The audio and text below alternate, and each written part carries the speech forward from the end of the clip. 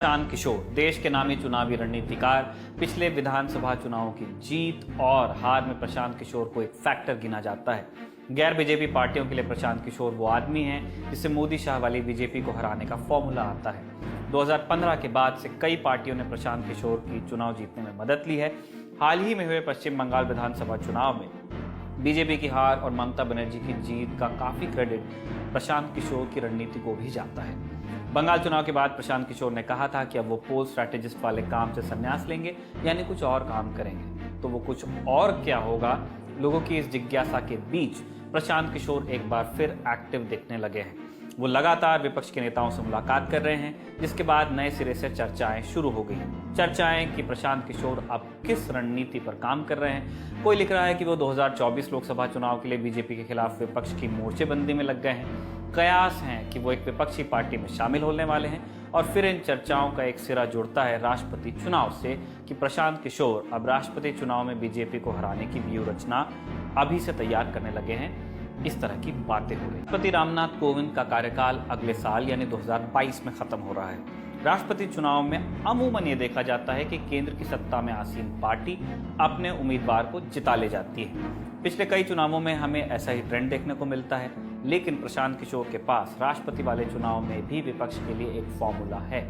चर्चाएं हैं कि अगले राष्ट्रपति चुनाव के लिए विपक्ष के उम्मीदवार के तौर पर एनसीपी अध्यक्ष शरद पवार को तैयार किया जा रहा है और प्रशांत किशोर अभी इसी काम में लगे हैं। अभी पक्के तौर पर ऐसी कोई जानकारी आई नहीं है, लेकिन सूत्रों वाली खबरें इसी लाइन पर चल रही हैं। प्रशांत किशोर, जैसा कि हम पहले ही बता चुके हैं, लगातार विपक्ष के नेताओं से मिल रहे हैं। मंगलवार को उन्होंने कांग्रेस नेता राहुल गांधी और प्रियंका गांधी से मुलाकात की।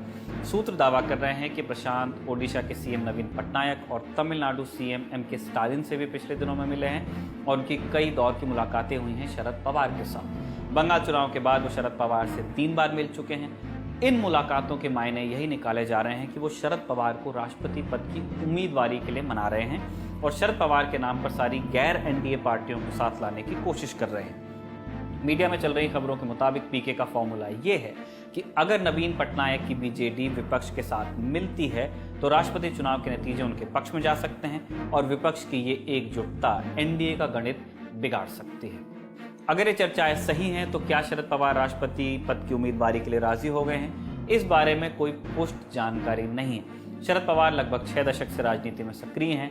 महाराष्ट्र की राजनीति में अभी वो सबसे कद्दावर नेता माने जाते हैं और उनकी उम्र 80 साल के लगभग हो चुकी है और सक्रिय राजनीति से रिटायरमेंट के तौर पर राष्ट्रपति पद उनके लिए एक अच्छा विकल्प माना जा सकता है। हालांकि इन सारे डेवलपमेंट्स को करीब से देख रहे कुछ लोग ये भी कह रहे हैं कि शरद पवार की राष्ट्रपति पद के लिए उम्मीदवारी की अभी बात नहीं हुई है। अभी प्रशांत किशोर ने सिर्फ एक थ्योरी दी है कि विपक्ष अगर एकजुट हो जाता है तो राष्ट्रपति पद का चुनाव जीता जा सकता है, जिसमें शरद पवार की उम्मीदवारी वाली बात फिलहाल नहीं हुई है इस पॉइंट तक के। इस बारे में शरद पवार ने इंडिया टुडे से फोन पर बात की है। उन्होंने बताया कि यह खबर बेबुनियाद है कि प्रशांत किशोर के साथ उनकी राष्ट्रपति पद को लेकर कोई बात हुई। शरद पवार ने यह भी कहा कि उन्हें ये नहीं पता है कि प्रशांत किशोर ने राष्ट्रपति चुनाव के लिए क्या गणित तैयार किया है।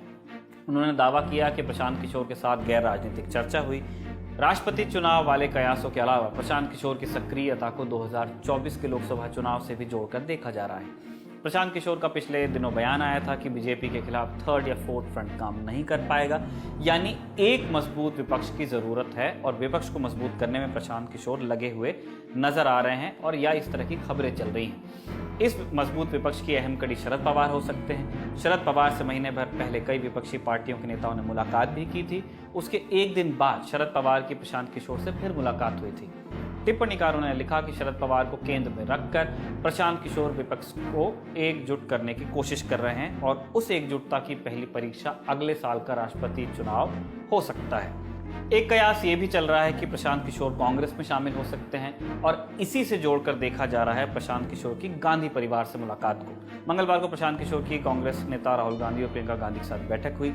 ऐसी खबरें हैं कि बैठक के दौरान वीडियो कॉन्फ्रेंसिंग से सोनिया गांधी भी शामिल हुई थी। इस बैठक पर यह अनुमान लगाया जा रहा था और उसी आशय का समाचार हमने भी आपको दिया था पिछले बुलेटिन की सुर्खियों में कि ये जो बैठक हुई है वो पंजाब कांग्रेस के झगड़े पर चर्चा से जुड़ी हुई है। लेकिन फिर सूत्रों के हवाले से एक और खबर आती है कि असल में मामला कुछ और था।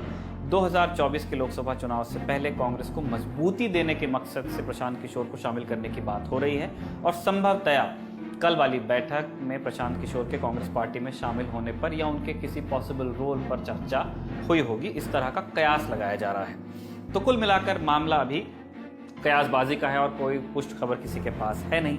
इंडिया टुडे से बातचीत में भी प्रशांत किशोर ने यही कहा कि राहुल और प्रियंका के साथ शिष्टाचार के नाते मुलाकात हुई थी। वैसे ये हम भी जानते हैं कि राजनीति में बैठकें यूं ही नहीं होती हैं।